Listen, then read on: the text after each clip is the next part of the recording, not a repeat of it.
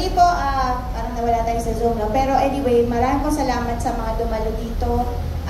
Ngayon po, tinatapos na po natin yung ating media forum.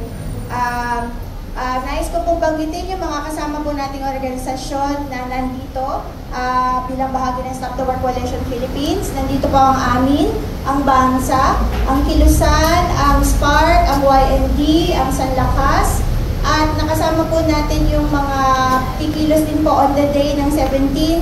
Kasama din po natin yung PERSA, ang Sosyalista, ang PNP Negros, ang KPD Cebu, FDC Cebu, at ang iba, ang Reclaim Movement ay kikilos din po on the day ng February 17. So muli po nananawagan po tayo, sana po ay makiisa po tayo at i-announce po natin na ang kailangan po ng daigdig ngayon is tigilan na po yung hostilities ngayon na nagaganap sa Gaza in particular.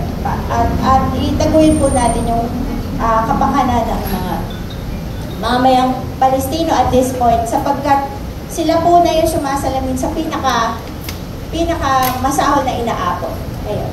No, na kondisyon. So muli po maraming salamat at muli po maraming salamat sa Kapuning Bakery Cafe sa kanila pong